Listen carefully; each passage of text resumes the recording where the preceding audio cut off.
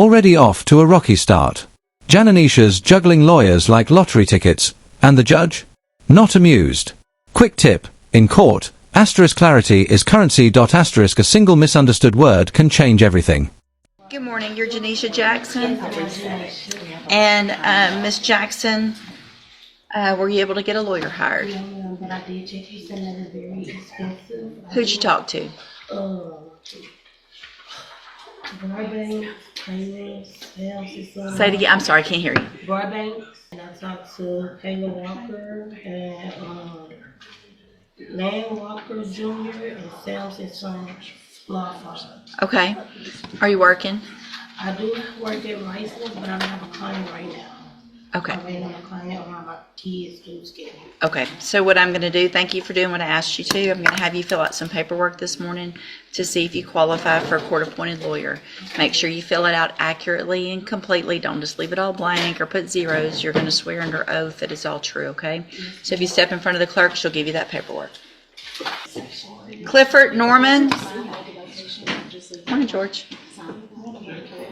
Good, how about you? And there it is. The moment reality collides with justice. Clifford, a disabled veteran, faces a felony charge but can't afford counsel. Here's something most people don't realize. Court-appointed lawyers aren't free. Taxpayers fund that right to representation. What do you think? Should access to justice ever depend on your wallet? Monday. Good morning, Your Honor. Good morning, sir. Are you Clifford Norman? Yes, ma'am. And Mr. Norman, this is your initial appearance in cause number 25 DCCR 1034. You're charged with, my computer's going slow. You're charged with something.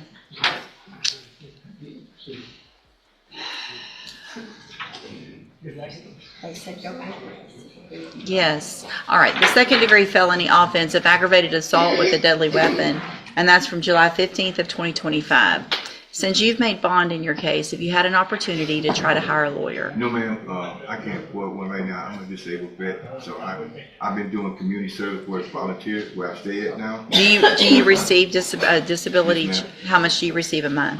$22.44. All right. So I will find that you qualify for. If you step in front of the clerk, she might need a minute to let you know that information, and step in front of the clerk right here. She'll tell you what to do. Presley Viltz. Good morning, sir. You're Presley Viltz. And Mr. Viltz, were you able to get someone hired? I can't hear you. I talked to Livingston Scott. He asked if I'm working with his name. To who? Livingston Scott. Livingston Scott? I got it. Okay, let me see. Is he local? Yeah. Well, Langston? Scott, Mr. Adams? yeah. Okay. And so when are you going to be able to get him hired? I don't know why you're whispering, but I can't hear you. The end of the month? Okay. So I'm going to reset your case one more time to get Mr. Adams hired. If you get him hired, bring the reset notice that you get today to him. He'll tell you what to do. If you're unable to hire him, and that's not going to work for some reason, then you need to talk to at least 3 others and bring me those names, okay? All right, if you'll step right behind him here in front of the clerk, she'll give you that reset notice. And it's Mr. Adams. Kyra Rogers. Good morning. You're Kyra Rogers. And Ms. Rogers, this is your initial appearance in cause number 25 DCCR 0976. You're charged with the state jail felony offense of theft of service from June 5th of 2025. Since you've made bond in your case, have you had an opportunity to try to hire a lawyer? When I had talked to the girl, they told me that I was going to get a court appointment. Right. So when you were in custody, we automatically give you a court-appointed lawyer. But once you bond out, what I do is expect you at least to try to hire a lawyer. So I'm going to reset your case for about 30 days to give you some time to see if you can get a lawyer hired. If not, I can get a court appointment. Listen to what I'm saying. You have to try to hire a lawyer, okay? If you get a lawyer hired, then you need to bring the reset notice to that lawyer. They'll tell you what to do. If you are unable to hire a lawyer, I want you to talk to at least 3 lawyers. They all charge different amounts. They have different payment plans. Bring me the names of the lawyers that you've talked to so that I know you're trying, and then we'll discuss your options. If you don't do that, then when you come back, you run. The judge just dropped a legal bombshell. Asterisk don't follow the rules. Lose your freedom. Asterisk in court. It's not enough to say, I tried. You need asterisk proof asterisk you tried. This is courtroom accountability in action. What would you do if your freedom hinged on just a few phone calls? The risk of me raising your bond for not following the court order, and you would go back to jail. Do you understand? Okay, step. Jaden Simon. Good. You're Jaden Simon? Yes, And Mr. Simon, you are here on initial appearance in cause number 25 DCCR 0918. You're charged with the second-degree felony offensive robbery from June 12th of 2025. And since you have made bond, have you had an opportunity to try to hire a lawyer? not at the moment. How old are you? 17, Are you in school or are you working? in school, Where do you go to school? Brown. Okay. And so do you have a family that's going to help you hire a lawyer, or do you want me to consider appointing you a lawyer since you're still in school? I'm a family. Okay, so y'all are going to try to hire someone? So what I'll do, Mr. Simon, is reset your case for about 30 days to give you some time to hire somebody. If you get a lawyer hired before the next court date, bring the reset notice that you get today to that lawyer. They'll tell you what to do. If you're unable to hire someone, then I'm ordering you to visit with at least 3 lawyers. They all charge different amounts. They have different payment plans. Bring me back the names of the lawyers y'all talked to so I know you're trying, and we'll discuss your options. If you don't do that, then when you come back, you run the risk of me raising your bond for not following that court order. Do you understand? All right, step in front of the clerk. She'll give you your reset notice. Good morning, sir. Are you Brandell Griffin? And Mr. Griffin, this is your initial appearance in cause number 24, DCCR 1666. You're charged with the state jail felony offense of publishing or threatened to publishing intimate visual material from June 24th of 2024. And since you've made bond in your case, have you had an opportunity to try to hire a lawyer? So what I'm going to do, Mr. Griffin, is reset your case for about 30 days to give you some time to try to hire someone. If you get someone hired before the next court date, bring the reset. I'm going to tell you, I got to say all the words. I know you sitting here heard it, and I'll never have somebody come back in and say I didn't tell them the same thing. If you get someone hired, bring that reset notice to them. If you're unable to hire someone, then I'm ordering you to visit with at least 3 lawyers. Make sure you bring those names back of who you've talked to so I know you're trying, and we'll discuss your options. If you don't do that, then you come back, I may raise your bond for not following that court order, and you would have to stand. Where do you look? This judge repeats the same script like a mantra, and for good reason. Every word builds a safety net for the record. If anyone later claims I wasn't warned, this transcript becomes her shield. That's what I call asterisk legal armor. Google Jefferson County or Beaumont criminal attorneys. Okay. And also, if you walk right across the hall here, when you walk out of the courtroom, there's the Jefferson County Bar Association. They also have a referral service, and they can give you a few attorneys' names as well. Good morning, ma'am. You're Shannon Stott? Yes, ma'am. Ms. Stott, in cause number 23-41490, you're charged with the state jail felony offense of theft of service, and that's from July 15th of 2022. And since you've made bond in your case, have you had an opportunity to try to hire a lawyer? No, ma'am. So what I'm going to do, Ms. Stott, is reset your case for about 30 days to give you some time to try to hire someone. If you get someone hired before the next court date, just bring the reset notice that you get today to that lawyer. They'll tell you what to do. If you're unable to hire someone before the next court date, then I'm ordering you to visit with at least 3 lawyers. They all charge different amounts. They have different payment plans. Bring me back the names of the lawyers you talked to, and then we'll discuss your options. If you don't do that, then when you come back, you run the risk of me raising your bond for not following the court order, and you would have to go back to jail. Do you understand? If you'll step in front of the clerk, she'll give you your reset notice. Yes, ma'am.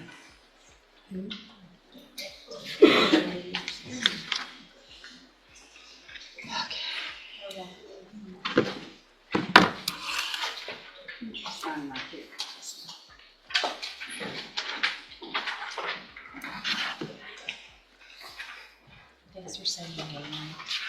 Oh, yeah. Everybody always says stout or Scott. Oh, yeah. Well, that was just a fluke because I'm usually wrong on most of them. Can I ask you a question? Yes, Are you ma'am. on YouTube? Yes, ma'am. Okay. I'll follow you. Follow this stuff. Am I done? Yes. Okay. Let's see. Thank you. Thank you so Yes, much. ma'am.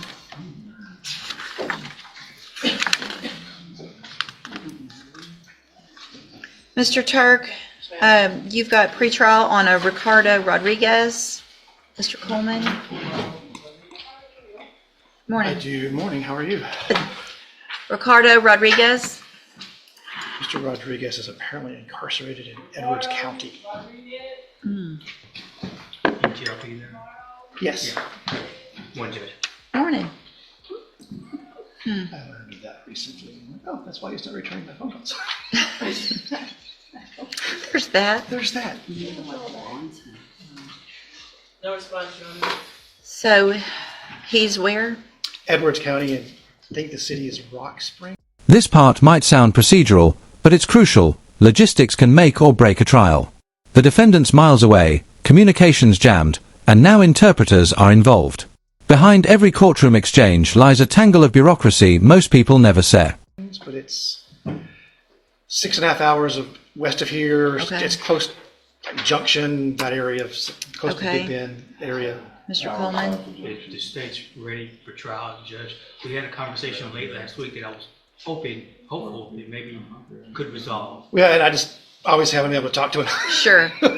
So, do you have any information now that you know where he is, the status of that, or any? He's on a revocation. I think he may be set next week. I've called a couple of times to the jail. They don't have a docket only, and so I'm hoping that it's quicker than not. But Okay. I can't tell the court over there what This to do. one's I can't tell old. them. Time to get this one taken care of. But obviously, we can't do that if he's not here. If you would maybe contact the DA and maybe his defense attorney this afternoon, if y'all have a minute to do that, and just kind of let me know the status of if they think he's going to get out before next Monday. Okay. If he does, then I would like to go ahead and number the case, especially if there's a possibility of getting him back over here and y'all working something out. But just kind of let me know if y'all can this afternoon or tomorrow, any other status that you can find out. Okay. Okay. Just All one right. quick logistics question, Judge, because this is going to require interpreters. And I kind of talked with everybody. Ms. Burge has been working with me to talk with witnesses, and Mr. Rodriguez. I was under the impression she's going to sit with me at the table to talk with Mr. Rodriguez and We've issued a subpoena for her for the state to do what? to interpret on our behalf. So that was kind of one of my questions too. Is I think there will be several Spanish-speaking witnesses, but a lot of them, like the ones that are unemployed by the state. But obviously the officers will speak English, but I need someone. So I think an issue that we may have for witnesses is that we need, we're going to need one with the correct certifications. Ms. Burge has one of hers and is able to do that job. I'm not sure about her. I think it's required that we have, but it's not going to be just, it sounds like we're going to need one for several witnesses. So I think we would need master word for, I don't know, for one of the other. Right, that's what I told you. Yeah, it's just like I And said, she does great. I'm fine with her doing either, but obviously we need to know that because we've got to get with master word to get either one for you or one for y'all. Either way, we'll, my preference is to have Ms. Burge sit with it because she's up on speed with everything that I've been working on. So that would helpful. That way she could put things in context. And then for the trial, if we need one, the We can new get person, master so to word. speak. okay. Let's just see where we are. Y'all, Present a problem, Judge, if she's given privy to conversations between he and his attorney. I think and the defense. And my concern isn't that she would intentionally, because I don't think she would. I don't think she would either. But but I think it would be best if she was there and we got, it's just to avoid any sort of appearances of harm. well, and that would mean you guys would need to get someone else for witnesses. We'll take care of that logistically, but it sounds like we may not need to worry about it this time. So let's just see where we are, make some calls, and y'all let me know. Okay? Because I think we might be able to move something and get something done. But let me. All right. Thank you. Thank you. Oh, I'm going to do this also, you guys, since he's in custody over there. I am going to find that he's at large without proper bond on these cases. That way, if something happens, he won't just get out. We can get him back here in custody, and that might help us logistically know what's going on. And so in each of his cases, I'm going to raise those bonds. What are they at now? Good morning, ma'am. You're Deshandra Joseph? Yes. And this is 24 DCCR 0708. Ms. Joseph is charged with injury to a child, elderly, or disabled individual. And what is the announcement? Judge, she was previously offered, I think, for deferred, and she rejected that. I visited with her about the case, and I've received the discovery. Mr. Hoffmeyer is not here today. I believe it's his case. Rejecting asterisk 4 years of deferred probation asterisk. That's a gutsy move. In courtroom chess, that's either confidence or catastrophe waiting to happen. What would asterisk you asterisk do? Take the deal or roll the dice with a jury? She's still rejecting that. Okay. And Ready to go on the trial docket? We'll go to trial or have another announcement and let me talk to Mr. Hoffmeyer. Well, y'all have had an opportunity to do that. I can't imagine it would get much better than a 4-year deferred probation offer. And so it's your intention you want to go to trial and reject that? All right, Reynolds, we'll begin preparation for trial. If there's any change, y'all need to let me know well before the trial docket. Otherwise, once we get up to the trial docket, I'm not going to accept any other plea agreements, okay? Yes, ma'am. All right, stay in touch with Mr. Reynolds, and he'll let you know when you need to be back and visit with him to get prepared. Okay. Thank you.